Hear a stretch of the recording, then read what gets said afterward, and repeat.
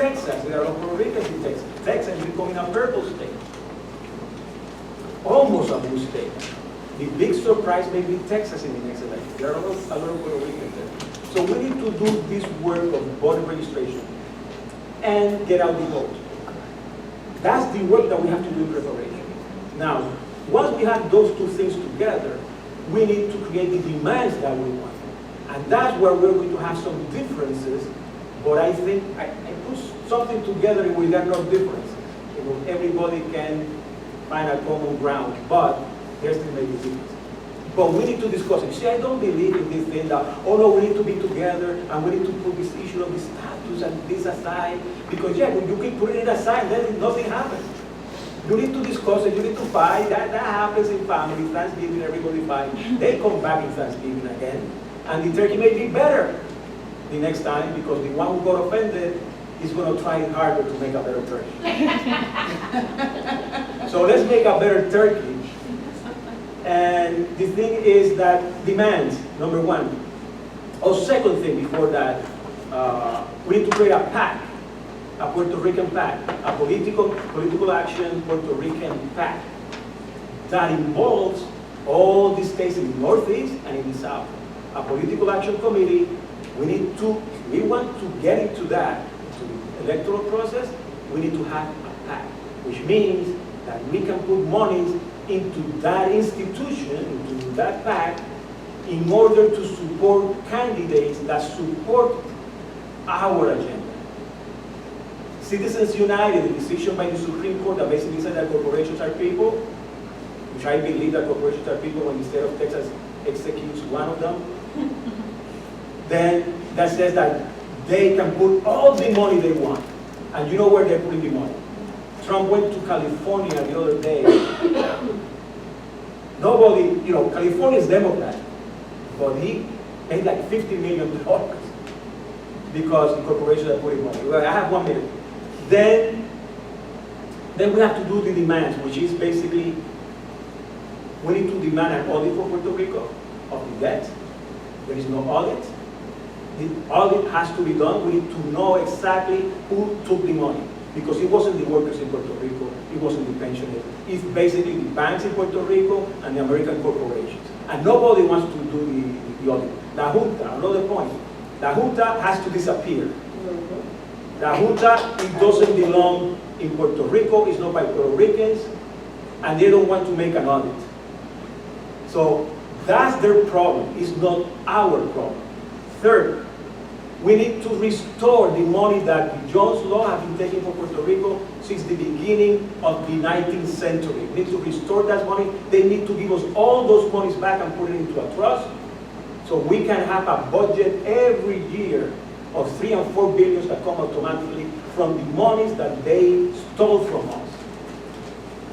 And then we need to eliminate the Jones Law, create the trust, and the debt have to be rescinded.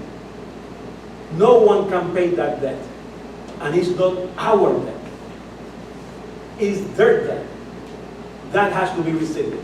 And I have friends who are pro-statehood who believe in these points. Because it's not an issue of status. It's an issue of stealing, and it's an issue of respect to the Puerto Rican people. So that's one point, and then the other point is the decolonization of Puerto Rico.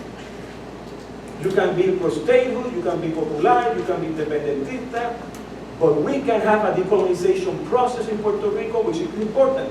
El meollo de todo esto, le guste o no le guste a la gente, es el estatus de Puerto Rico. Oh, sí, but we're going to be divided, by the way, not like they said in the panel there.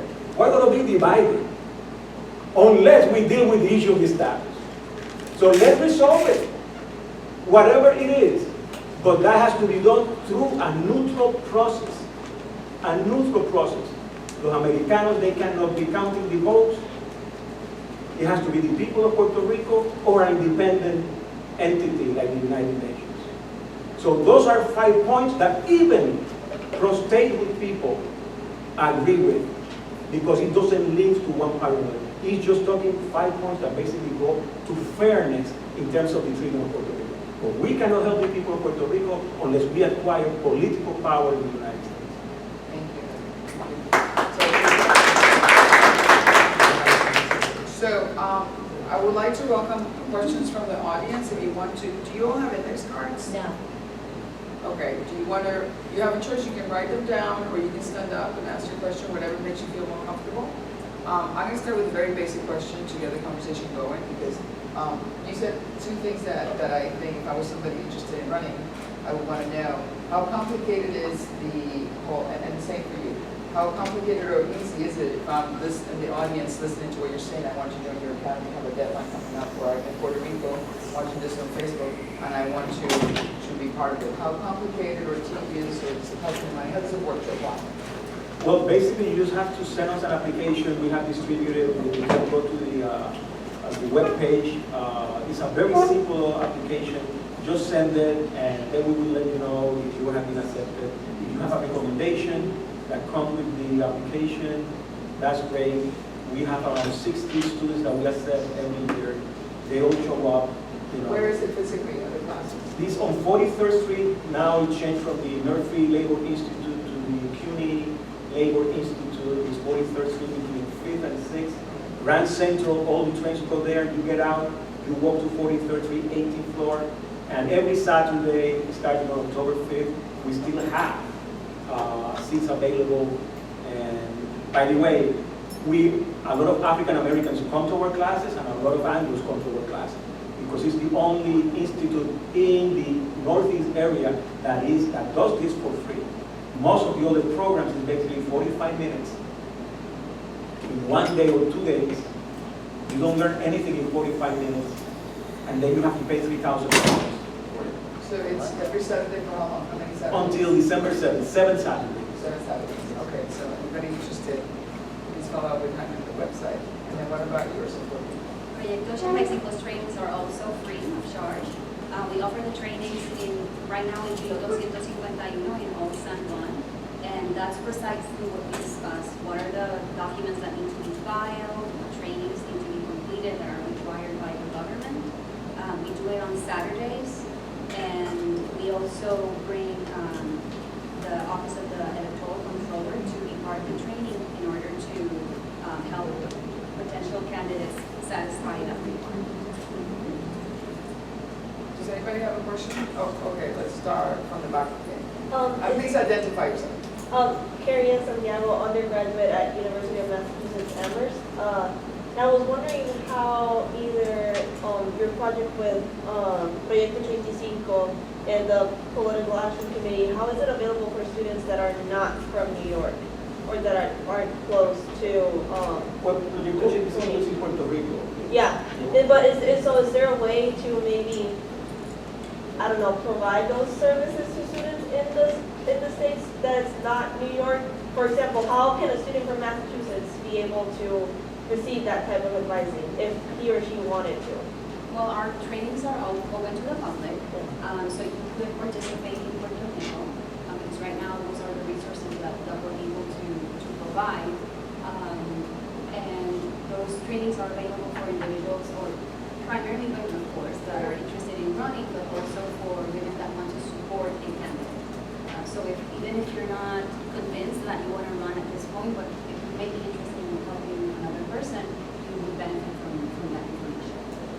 And in Boston, I have a couple of friends there who have been trying to do this, but they haven't done it. Okay. I'm available, the teachers are available, but our brothers and sisters there, they need to put it, they need to get their act together. Yeah. To be honest. They're friends, but it's just that, yes, we're going to do it. We're going to give them the teachers, curriculum.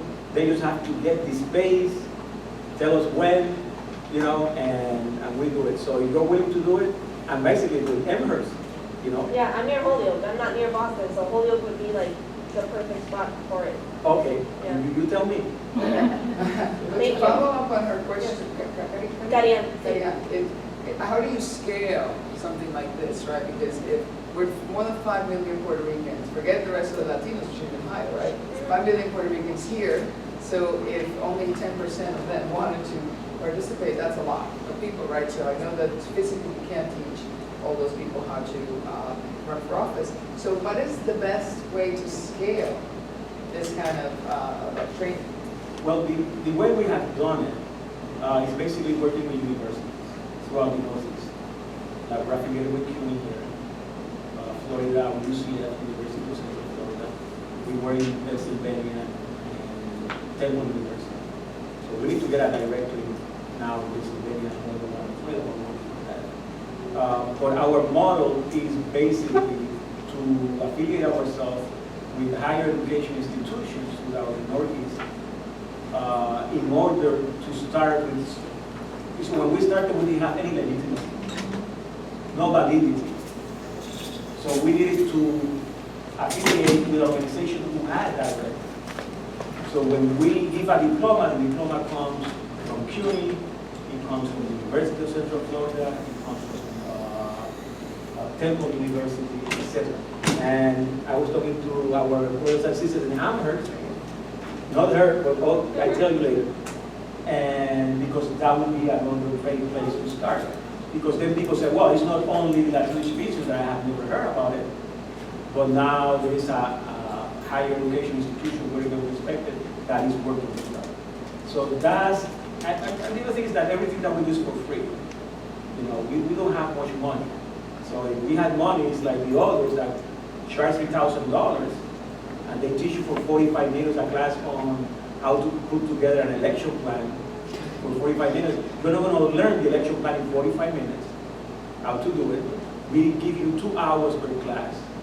And then we do it for free. They charge you $3,000 for 1 weekend, which are you nothing for a whole semester from October to January. So we do what we can according to the power that we have to increase. Right now, that's where we are. Yes, I was going to add that the way we have been able to sustain or to maintain these trainings has been first through partnerships with, for example, UnidosUS, that is allowing us to use the space in San Juan. Also with Center for American Women in Politics, we were able to join their network and they're helping us with technical expertise to maintain our organization. Another key component of our operation has been bringing expertise from primarily women in the diaspora that have given their time to fill out applications for grants, to make sure that we receive some financial resources to maintain this project goal.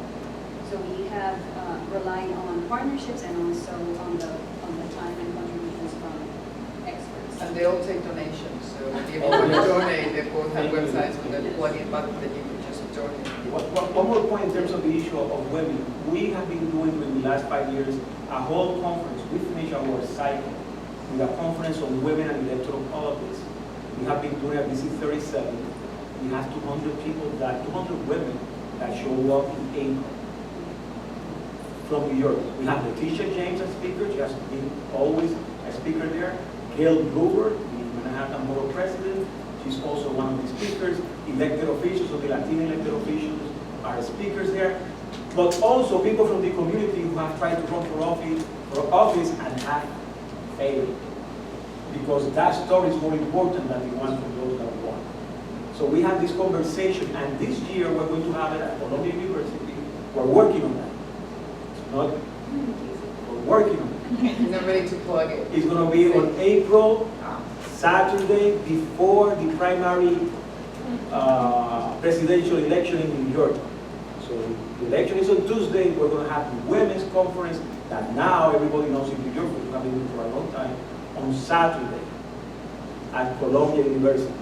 2,000, we're trying to get the 2,000 people. Now, if Warren is still running, you bet your ass is going to be there. You know? But that is thinking strategically. So you have to sometimes think like a year ahead to see what things are happening. But you know, everything is location. Yeah. Have you considered live? Oh, sorry, that's fine. Introduction first? Yes. Oh, Yolanda Leguerin with the National Puerto Rican Agenda, New York chapter. Have you considered live streaming or taping the sessions?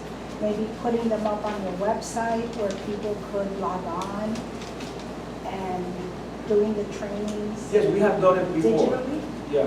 The thing is that we have a new webpage now, because the old webpage gave me an ulcer. And I don't even want to look at the webpage. It's a correlation in psychology that there are certain words that give you anxiety. Webpage give me anxiety because it was so bad before. So someone's going to be doing that, but we did it before. But the webpage doesn't have what we did before, the new webpage. But that's a great idea. Or taping the sessions, you could put it on a CD and you could distribute it. Yes, I we did that the first time. Yeah, Yeah. Or a YouTube channel, have you Yeah. considered a YouTube channel? yeah. We have not for privacy reasons. We have heard feedback that it discourages participation because we are not only offering our trainings to women that are convinced they want to learn, but are also just trying to learn the basics. For that reason, we're not doing it at this point.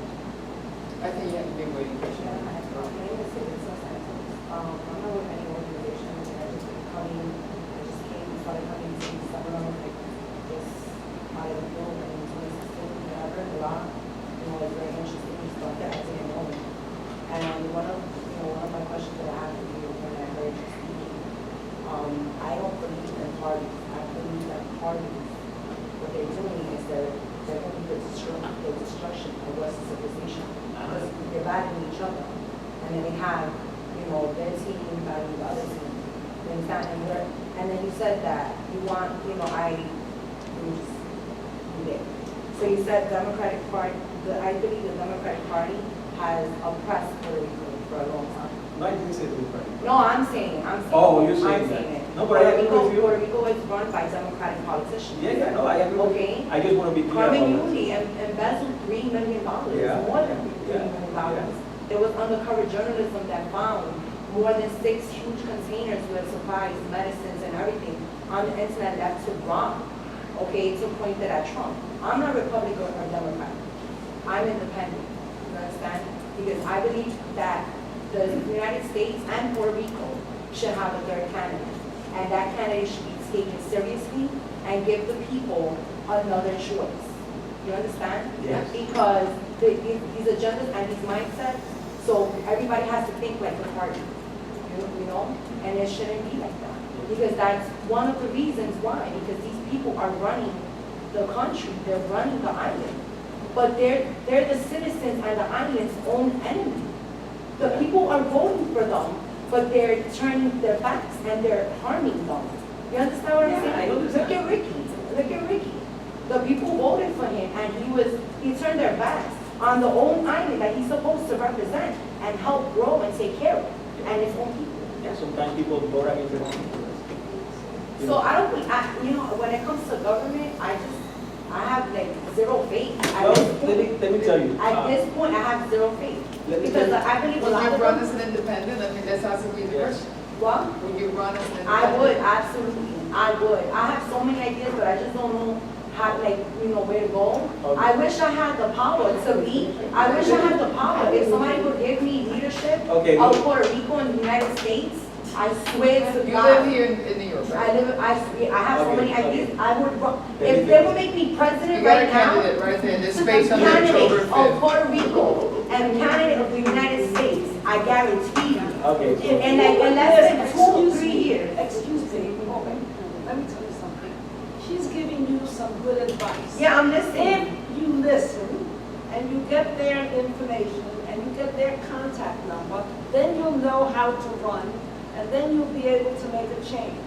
But while you're in your head, in terms of this. Yeah, but for you to come, no, excuse me, for you to come at me, the reason why you're coming at me is because you didn't agree with what I said, and I'm stating facts. And I was talking, Hey, and guys, I'm waiting for this them is to the talk. forum. Please, Hey, let's everybody calm down. I understand passions are high right I now, just want to ask. but I think what she was trying to be said is that they have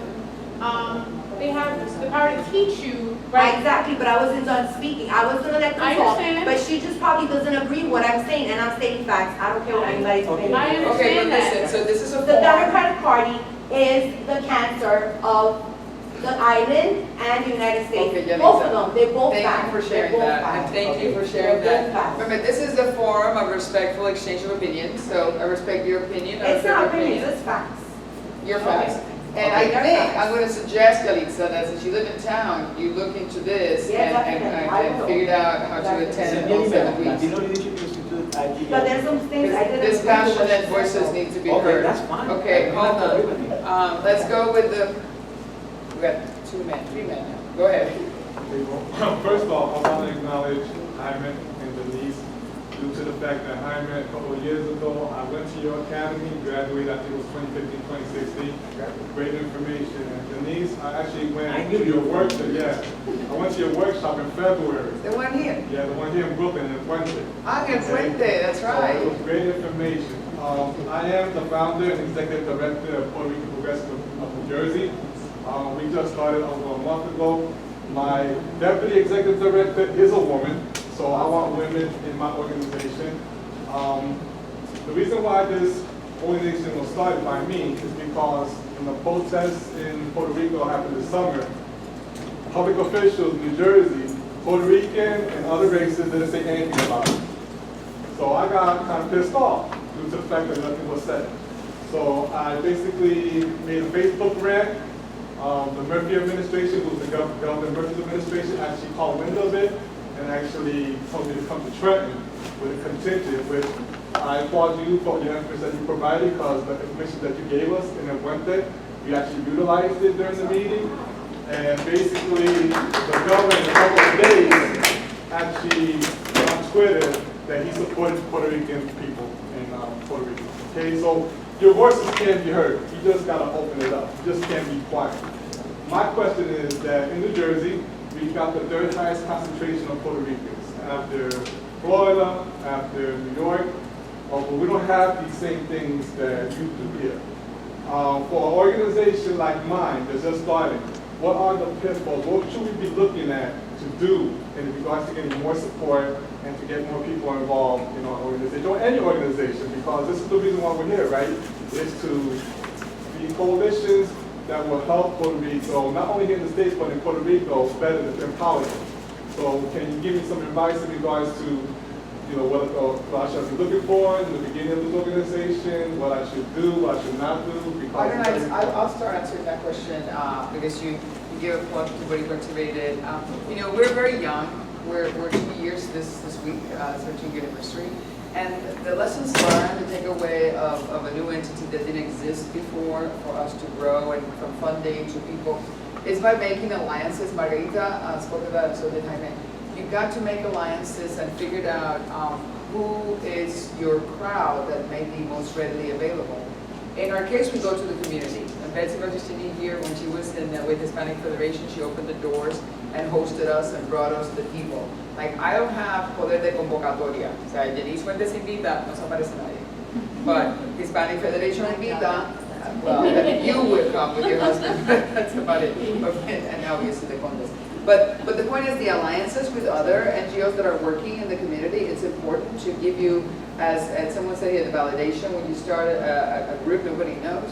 So they say, oh, they're working with Hispanic Federation. So they must be like-minded in some aspects. And then their crowd comes and new crowd comes. And when they see you having a meeting or giving a service like you took away that from February, which helped you, then it resonates as something that was useful in what you care about. So I think alliances are very important. And then in our case, BoricuActivatEd, we like to, as we scale, we're focusing on the older, that's called the third age? What's it called? Because when I took my mom, the idea I took away from this was when I took my mom to a community center, I saw all the classes listed, and there was like knitting and exercise and swimming and dominoes, and I'm like, where's civic engagement here? Because if I speak to my older uncles and my mom and her friends, it's like they want to feel engaged, they want to feel that, and they have time, and they've mastered social media. So I think that to me, it's definitely a crowd that it's important to us as we grow, because I want to empower everybody who has the time, which tends to be retired people, to feel relevant, especially the ones that live near the city, because they can all get in the bus and go and raise hell if they want to. And that's important too when you're trying to make your point. And the young people. So we're doing a pilot program with charter schools to bring it into the classroom, so that then we can have continuity of effort over 4 months, so that we can start measuring it and seeing how we can change young passion and bring it into whatever they care about. Because we as a nonprofit, it's really you take the choice that you care about, right? But we teach you best practices how to get that and amplify your voice. So that's what has worked for BoricuActivatEd. I was gonna add that if you want to include a younger generation, maybe you can use Eventbrite, Facebook events, to make sure that the information is out there. And also my experience with Proyecto and other organizations is that maybe at the beginning you have to rely on not necessarily, a very detailed agenda with all the things you want to discuss and get done in that meeting, but just try to create an opportunity to get to know other people, for them to get to know you, and then eventually you can get into the more substantive. The other thing is alliances, like you said. That's how I started, with alliances. With the unions, so I come from the labor movement, so the unions helped me a lot at the beginning. To this day, many of the students that come from the unions, that's one. Education, I came to the school where I graduated. And the other thing is that has nothing to do with resources, is that when you have a plan, if you don't have the money, which is the problem, I think always, just do it without the money, the best you can. But do it. The money will come, but don't wait for the money. Everybody's waiting for the money. And following up on that, our first 2 trainings we did as an experiment to see how people responded, if there was an interest, if it was worth pursuing incorporating an organization, and everything that it entails. When we were able to prove the concept, then we went ahead and we applied for the funding, and because we already had shown results and that there was a genuine interest, we were able to obtain the grant. Correct, to put in the application and the proposal, but sometimes you have to get started with just your time and your passion and go from there. Another question? Yeah. Thank you. First of all, excellence. Congratulate all of you. I did take a course back in 1988 in Florida with Latino Leadership, was the organization. Good. Excellent. I still have a binder. Pero I have my point is what you touched on, mobilizing, registering voters, getting people out to vote. In Florida, for example, we did a lot of that. We did see an increase of people going out to vote, Puerto Ricans. But I think we missed something very crucial. We were having a lot of influx from after Maria. Of course, fiscal crisis first, and then after Maria, all these Puerto Ricans moving. We went out there, we were out in the communities registering people, giving them right to vote. But one thing that I think we missed was the education part of what to vote for. Because a lot of people went out to vote and voted for interests that were against their own, candidates that were against their own. We cannot assume that Puerto Ricans will vote one way or the other. And it's important, and I put this on the table, to develop some type of program to make sure that those campaign managers and those leaders and people that are being elected. I know where you're going. Because that was the issue. So this is what happened. Thank you, because I know you're at UCL. No. But the thing is that, for example, in New York, and this is what we want to do now in Florida, we realized that we were teaching people how to run for office. And we were giving them the mechanics of how to get elected. And then we didn't know if they knew or they were prepared to be elected officials. Because one thing is to run in the campaign, another thing is to govern. So we created a second semester, which we have here in these rooms, basically the first room. And we teach public policy, the basics of public policy, on healthcare, on education, environmental racism, and community development. Not economic development, community development. And we have experts, for example, Carlos Varela, he teaches the class on housing policy. We have Hector Cordero Guzman, a professor at Baruch. He teaches the class on community development. And they're both PhDs. Now, the first semester is mechanics. So all the teachers that teach the mechanics, they're right now working in different campaigns for the United States. because they are experts. I have right now a couple of them. Jerry Goldfeather, he was the lawyer for Tiffany. He was a lawyer for Hillary. He was a lawyer. He teaches the class of petition. Steve Kramer, he teaches. He has around 400 campaigns. Sometimes he's coming from Japan, from France. He gives me a call from those people. What the hell are you doing there? I'm running a campaign here. So that's the type of teachers. But the thing is that those are mechanics. These are people who are on the street level. But when we talk about policy, I cannot have the same teachers. We need to have the PhDs, those that do research or master's degree, that do research, and that's what they do. And then what we do is that we bring all the activists in New York City, black and Latinos and whites. They come here in January. We have been doing this for six years in that first floor, and they get data, information that they can use to lobby, and they can use to present in hearings. That is data that even the government doesn't have yet, because it's been produced by researchers at the university level, and that can contradict or help the position that they have. In other words, we're giving them the ammunition that they need to go and fight.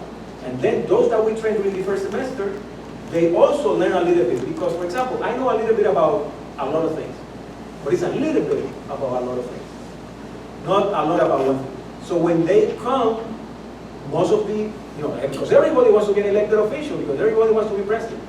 The worst thing that can happen to elected officials is to win an election, even for PTA, because the next thought is, oh, I can be president. Especially males. But I think your point is also, and we'll go to next week, we probably have time for just 3 more questions, but I think your point is probably along the lines of, because I find this a lot, and you got the elected official, and then you have an elected official who maybe is willfully misinforming, and then this electorate that it's basically cognitively lazy. So you're saying, what happens in Puerto Rico all the time, that President Trump, with all due respect to Republicans in the room, will put out false information about the numbers. And people are willing to say, oh yeah, that's right, they got too much money. So there is that issue that, I'm glad you brought the data, that is always available. Centro is a great resource of that, because I think you can always challenge that, people are willing to use the brains, by countering with data that comes from official sources. Because anybody can say whatever they want, and people will go for them, even if it's a flat out lie. So I think that, I appreciate that point, because I think it's more and more what we're seeing. And people tend to realize, especially after they get elected, they successfully go to these workshops to get elected. I think it's up to us as a citizen to stay engaged and call them upon it. I think what happened in Puerto Rico this summer was pretty remarkable. That we had a quiet revolution and overthrew a government without firing as much as many panderetas. That's what we fired. Many panderetas, but not one shotgun, which is, when people around the world see and talk about what we did in Puerto Rico, and for us it's the first time, for them they're like amazed. They did it with music and pressure on social media. And we have to applaud. I'm going to applaud Puerto Rico regardless of what you believe in. They organized in a very disorganized fashion. It was organic, and they got their objective, which is removing that governor.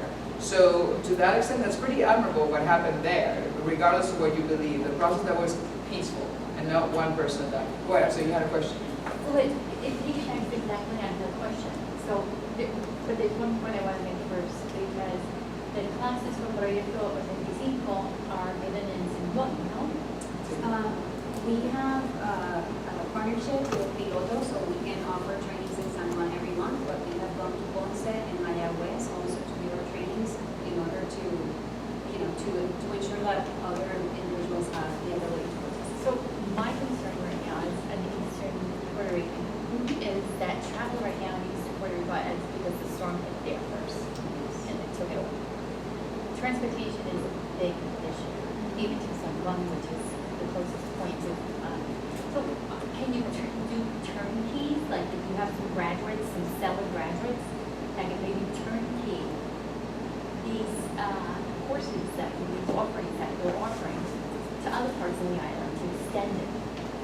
What we have done, because because we're a small organization, we have limited resources, is if there are individuals that don't have the means to travel, we give them a scholarship.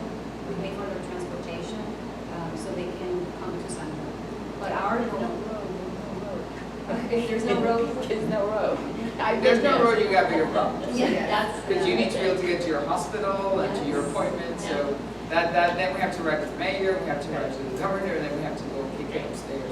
Which brings me up to the issue that I was going to bring up in terms of education. So the education not only needs to occur amongst us Puerto Ricans, it needs to occur outside of us as well, so that they know our contributions, our work, and our value, and what we're willing to put out to get back. But we need to be clear and concise in our statements, in our mission. We need to be clear and open as to how to seek things. Like the Hispanic Federation, I supported when I was in education millions of times. There are tons of clearinghouses for our people to get those scholarships, and that's a big number. And that's a lot of things. Those are things that a lot of people don't know. And yes, we support the Hispanic Federation, but we need to ensure that the Hispanic Scholarship Fund doesn't have that clearinghouse that puts so many blockades for opportunities for our resources and so forth. And there was a point that, in terms of the debt is not ours, as you know.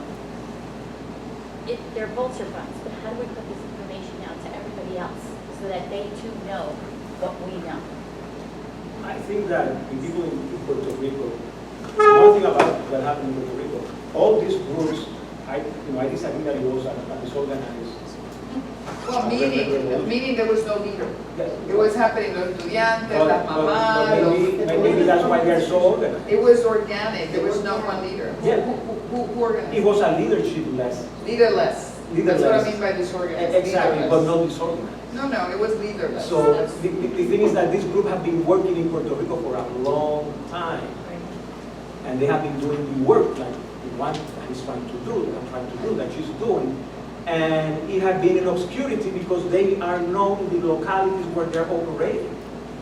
And they were expanding. So everything came together. It was a perfect storm after the big Maria storm. That's one thing. The second thing is that Maria, like any other hurricane, like the Indians in Puerto Rico used to say, los taínos, they purified not only the land, but purified the spirit. Maria purified the spirit of Puerto Ricans. They said, no more. I went through this thing with this hurricane. And now I realize that I had another hurricane for more than 100 years that I was living since 1898. And now I'm not going to have any hurricane. And this hurricane, I can stop. And that was a collective thought that people say, yes, I can. And they tried. And the organizations in which they were members to, with that organization, they enter in coalition. And that's what they had. It was a big commitment about what happened in Puerto Rico. It was a big commitment. I want to also, before we get to her, she has a question, I want to direct you. The center has a new document, a journal called Puerto Rico Post Hurricane Maria, Origins and Consequences, and there's an entire analysis of the debt. So I'll refer you to that, because I think that'll probably be very well sourced. So that you can use. We're versed in that. Huh? We're versed in that. But when people, so when I speak to somebody who's non-Puerto Rican, they're not versed in it. And they don't need to just hear it from me, they need to hear it from other entities and be informed as well. Thank you. And you be patiently waiting. Thank you. And I forgot to remind you all, please identify yourself. Yeah, I feel strongly about this question, so thank you for the opportunity. So I'm a grad student, PhD student at University of Buffalo, critical geography is what I study, so partly I study like social processes. And I wanted to just maybe take a step back about some things I'm noticing about this conversation, or maybe some elements to offer a bit of an evaluation to hear your thoughts. Because I was in Puerto Rico this summer, actually not during the organizing, during the protest, but before and after, which to me was actually very interesting. But we're having this conversation. A lot of this conversation is involving strategy. And strategy is important, but part of what I think has to be crucial to the conversation is about the process, right? And people are talking about some of those things like the education piece, you know, like they're talking about the educational pieces. But I think there's a few things that I think should be distinguished in the conversation to understand like what is this conversation we're having. One of the things is recognizing that there's different contexts of how politics works here in the United States and in Puerto Rico, right? So we have people working in both places, but there's something happening in Puerto Rico right now that's different than what's happening here in the mainland when we talk about politics. And that has a lot to do with the process. So getting back to what I was saying is that we're having this conversation obviously about representation. So we have this word representation. What does that mean? Like, oh, you just need more people of color in such and such place. So like, in this case, we need more Puerto Ricans in office. But representation, as we know, as we've seen, does not always come with actual, like the politics of actually representing the voices of people, right? And that's because that representation didn't come with the right process, right? So representation meaning just like the right, what did you say in my classes, like the right butts and seats, like, I don't mean to be offensive, it was probably very offensive, but just to say having somebody in a position is not the same thing as saying that person has a particular process of politics. And the question. Yes, no, I'm getting to this. So,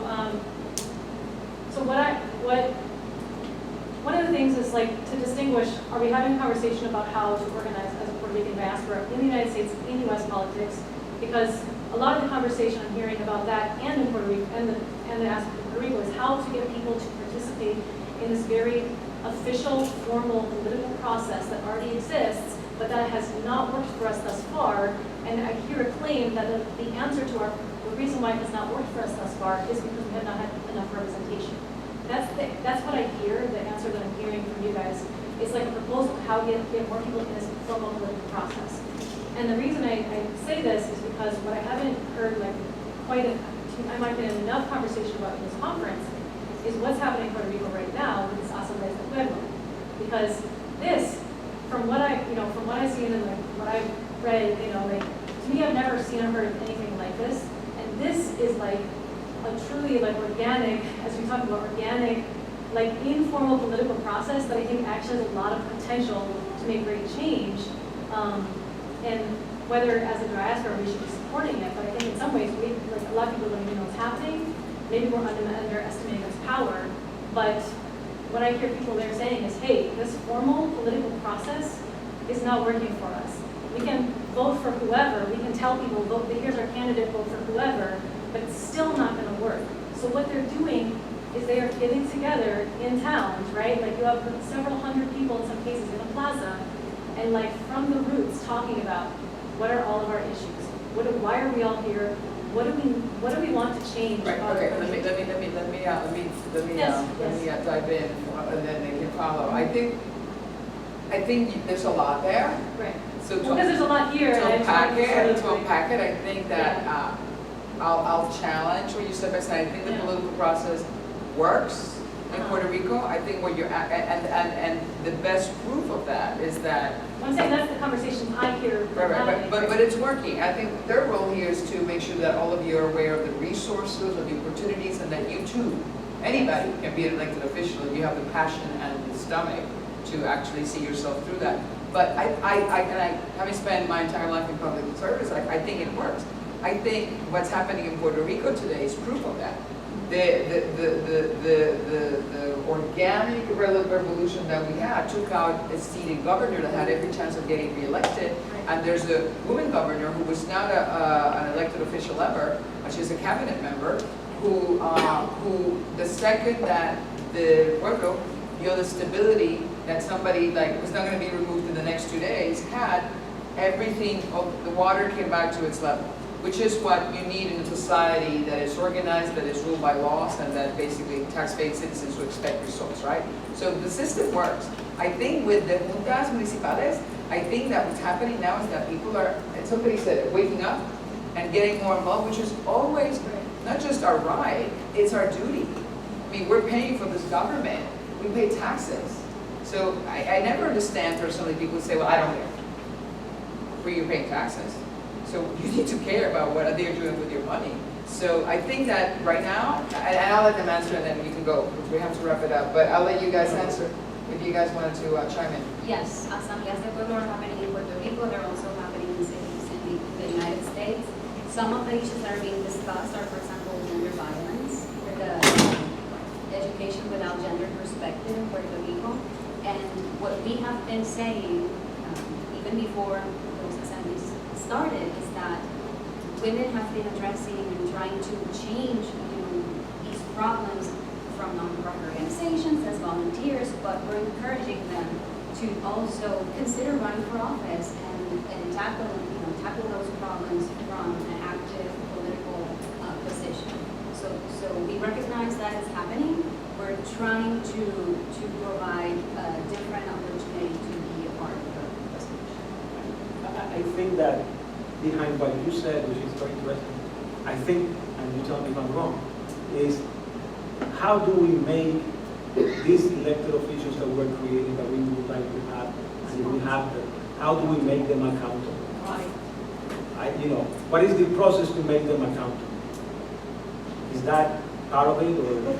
Yeah, I mean, but again, it's a process, because like right now, they're talking about having just a completely different social infrastructure around getting somebody into office, like who gets into office, basically like do these asambleas like all put together like a candidate, and then do they continue this asamblea process while that person's in office? Okay. Right. So that goes to the question of political parties. To me. I'm going to finish very quickly. Political parties, they have their own process to select candidates that are going to be running for office. And I think that you touched on that indirectly. That is completely separate from the process of the majority of the people. The same thing happened in the United States. For example, they have primaries in the United States, they have primaries in Puerto Rico. Most of the people running are people that are running because the leadership of the party basically makes sure that those are the people who are going to be represented. So when they pick the person, they're representing the party, they're not representing necessarily the people. The United States, the Constitution of the United States basically didn't create parties. That came like 20 or 30 years later, and they did create the party. And to finish, the parties in the United States right now are basically being dissolved. For example, you have some people who are not Democrats running in Democratic parties. People who Trump running and getting elected, the parties have become franchises like McDonald's and Burger King. Yeah. So you get, let me finish with this. The franchise, basically you use the franchise, like you pay for a franchise of Burger King and McDonald's, and then you are in. And this is something that it goes back, it's deeper, it goes back to the Supreme Court decision of Citizens United. Parties are being dissolved. And I don't know if that is good or bad yet. We're going to be here for a few minutes so we can continue this conversation. I encourage you to get our emails, and because this is what it's about. I think, and we're going to go with you. I think all these points are very valid and actually show up the position that as a society and elected officials we're going through. Go ahead, you had a very important point. I'm only trying to say to you that you gave her the answer, but you lost it. I always do that. You're on the second stage, where you're now telling people you're running for a Democrat, as a Democrat. And this, and this, and this. In education, this is what we stand for. In health, this is what we stand for. In urbanization and home and development of housing, this is what we stand for. So that you are now at the second stage where you're teaching the people, not that passed, how to get elected. But once you're elected, these are the responsibilities. This is what you should be looking for. This is what you should be doing research in. So that this way, when you vote the person who is representing you, develop laws that make sense, and then they're responsible to their community. You just finished saying that. Public policy courses and things like that. Let's do parting comments because I think we're running out of time, and I think what time is the next now? It's 3:45. Okay. So I think if I heard anything here as a founder of my own nonprofit, BoricuActivatEd, and each of us touched in the public too. I think the only way to keep the elected officials accountable is by staying involved. And that's what we teach at BoricuActivatEd, right? We teach you how to talk to them, even when you don't agree with them. And we teach you how to establish that all-essential relationship. Because it's a relationship. So I love to say in our workshops, if you are of dating age or dating at any age, and let's say you're a guy, and you bring somebody you're interested into a Starbucks, invite them for tea or coffee, because you really like them, and you don't call them in a year, you're gonna come out as the biggest flake ever. So it's the same thing when visiting your elected official. You can show up once a year and say, hey, today I want to talk about blah, blah, blah, blah, and then leave and come back next year. Whenever one association said, now we're all going to go to your... No, I think this is a relationship that to keep them accountable, you have to walk through the door and say, ay, mira, ahorita ya hizo otra vez con la cantareta de los gatos. That's super important, because then they remember you and your cause. And then there will be others, but if they don't know who you are, you're not doing your job. They have to know who you are and what you care about. Anyway, well, take it away, Margarita. What I'll say is that after the protest this summer, we've seen an increase in participation in our training. So I think that's a sign that people in general, but women specifically, view the opportunity to enter into politics as a necessity. And we're going to continue, providing these trainings to ensure that they have the information needed before December 2019, which is when candidacies need to be filed in the island. So we will continue doing the work. You can find more information about us online, Proyecto on social media. We have our website. And if you have any questions, I'll be here for you. And basically, I think that this organization that put all this together, Central and what is the name of the Puerto Rican Diaspora? You have so many organizations that are not only in New York, but I think throughout the Northeast, that basically can put together some of the points that I mentioned at the beginning in terms of political empowerment.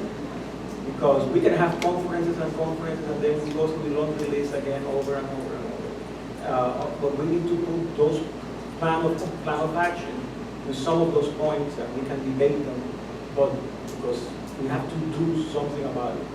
And to me, like I said before, the political action committees are extremely important, because if you own money, unfortunately that should be that way. And the other thing is to have the list of demands in which everybody, cross-statehood, Commonwealth people, and independents agree with, starting with the issue of decolonization, personal neutral, etc. And let's work on those things that we can work together. Help me thank the Political Empowerment Panel, and if you have any questions reading our press, please come up and ask them.